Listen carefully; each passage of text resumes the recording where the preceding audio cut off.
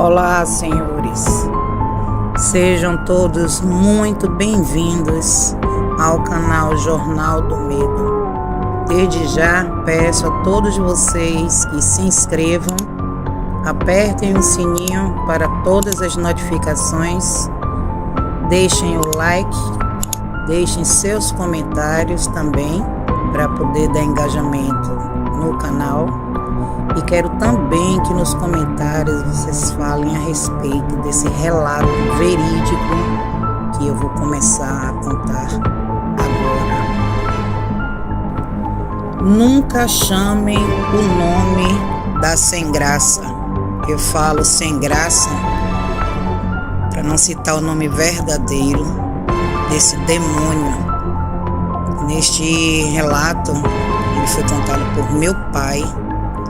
E como já foi citado aqui no canal, na minha família já aconteceu várias coisas sobrenaturais. E dentre uma delas, a aparição dessa criatura pelo meu tio-avô. Quem me contou mais uma vez foi o meu pai, que graças a Deus se encontra vivo. E ele me contou essa história que vai deixar vocês nessa sexta-feira 13 sem dormir. Eu já contei para vocês que eu sou de Salvador, mas a família do meu pai, de meu avô até a irmã mais nova dele, são todos de Cachoeira, Bahia. Cachoeira é uma cidade do Recôncavo Baiano, que tem muitas histórias, contos sobrenaturais, aparições de lobisomem e outras coisas mais. É uma cidade que fica em torno de 120, 150 quilômetros de Salvador. Cachoeira sempre foi uma cidade muito pacata, cercada de cemitérios, florestas e cachoeiras, por isso o seu nome. E foi lá onde esse terrível acontecimento ocorreu com o meu tio-avô. E ele morreu depois que ele fez o uso desse nome e chamava o tempo todo esse demônio. Até que um dia ele recebeu a sua visita. A família do meu pai sempre foi uma família muito humilde, mas porém muito trabalhadora, guerreira, com seus sincretismos. Só esse meu tio-avô que queria tudo fácil, nada o contentava. E por isso ele só andava com esse nome na boca, chamando esse demônio. Em tudo, até em alguma coisa que acontecia de bom, ele dava esse nome. Tudo ele dava esse nome. Quando foi um belo dia, isso nas palavras do meu pai. Quando foi um belo dia, o meu tio-avô, ele foi levar na roça almoço para o pai dele. E aí ele não queria ir, porque era preguiçoso, não queria ir. E resmungando e dando direto, passou o dia inteirinho dando esse nome aí, chamando essa criatura. E então, nada melhor do que ela atendeu o seu pedido. Ele foi com todo o seu mau agrado, levou o almoço, passou pela floresta, passou pelo cemitério onde minha avó morava e foi levar. Só que ele se perdeu no meio do caminho. Quando voltou já era cerca de 5 horas para 6 horas. Ficou jogando bola e todo mundo preocupado e ele voltou para casa. No meio do caminho aconteceu alguma coisa com ele, meu pai falou, mas eu não me lembro agora. Não sei se algum dos animais que tinha na roça, ele tinha que ir atrás. E ele começou a dar o nome, né? Xingar e tal. E de repente ele ouviu um assobio bem alto, mas bem alto mesmo. E ele começou a procurar de onde é que estava vindo. E o assobio foi ficando mais perto. E ele andando. E desse assobio, ele começou a ouvir alguém chamando o nome dele, que eu não vou citar aqui para preservar a minha família. E aí ele continuou andando e eu ouvindo aquela voz, ouvindo aquela voz. Ele ia dobrar uma esquina para ir para casa da minha avó, porque assim, na casa da minha avó, perto de um curral e ao lado de um cemitério. E já estava já anoitecido, já tinha anoitecido. E tudo deserto já, porque naquela época a cidade não era tão povoada como é hoje.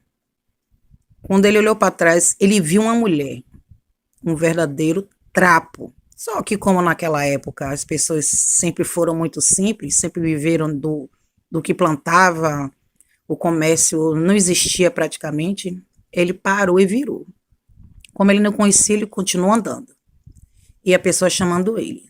Só que cada vez que ele olhava para trás, a pessoa ia crescendo, crescendo. Cada vez que ele olhava, a pessoa ia crescendo. E aí ele parou. Quando ele parou, ele já estava praticamente perto desse curral, que era antes da casa da minha avó. E ele parou. Quando ele parou, essa mulher, ela estava praticamente com 2 metros de altura e levava uma trouxa. E ela estava um trapo mal vestida.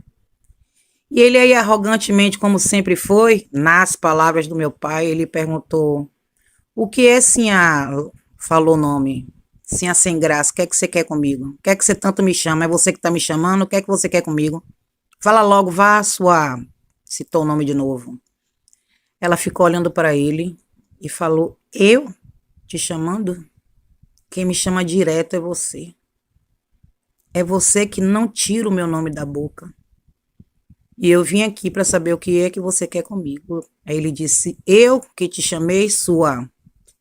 A cada 10 palavras, ele jogava esse nome horroroso. Aí ela disse: sim. É essa pessoa aí que você acabou de falar, quem eu sou. E aí ela se transformou em uma velha horrorosa. Meu pai me contou isso porque meu tio-avô chegou em casa pálido. Ele não sabe dizer o que foi as palavras que essa mulher contou para o meu tio-avô. Mas foi mais ou menos assim: nunca brinque com o que você não conhece. Nunca chame o que você não conhece. Eu estava quieta no meu canto e você o tempo todo me chamando. Agora estou aqui. O que é que você quer comigo? Porque eu vou estar na sua família até a sua última geração. Foi o que ela disse ao meu tio-avô. Ele foi encontrado depois desmaiado, já era bem tarde da noite, e foi levado para casa. Ninguém sabia onde estava essa mulher, ninguém conhecia ela, só que nós tínhamos na família alguém de matriz africana. Mais uma vez, lembro e digo para vocês que eu não tenho nenhum preconceito com religião e o canal também não se trata disso. Nenhuma intolerância religiosa. Essa parente da gente, de meu pai, foi que falou, decifrou o que era. 3 dias depois, ele ficou cego e começou a definhar, definhar, definhar. E não conseguiu chegar à fase adulta. Quando ele morreu, o cemitério é perto da casa da minha avó, da minha falecida e saudosa avó. No velório, ela foi a única que viu essa entidade maligna que foi buscar a alma dele. E meu pai disse que quando, de repente, no lugar onde foi o velório, sentiu-se um estrondo e um vento muito forte, onde todo mundo sentiu calafrio. Mas apenas algumas pessoas que têm sensibilidade e essa pessoa que tinha parentesco com a gente, que viu perfeitamente o que era. E no enterro, quando desceu o caixão, a sepultura, houve-se também outro tremendo estrondo. E aí ela disse, ele foi encaminhado junto com ela, porque ele chamou tanto ela que ela o cegou para que ele não visse mais nada, mais ninguém, apenas ela. Meu pai disse que ele ficou catatônico em cima de uma cama antes dele morrer, que ele já não falava, ele já não comia, o corpo dele só fazia tremer e ele começou a definhar, definhar. Diz que ele balbuciava algumas coisas e entre essas poucas palavras que ele dizia era o nome dela, era o nome dela. Na minha concepção, ele queria contar tudo o que aconteceu, mas só deu tempo dele contar uma parte. Foi quando ele chegou em casa, depois do desmaio, foi que ele contou. Então, fica aqui mais um conto verídico da minha família.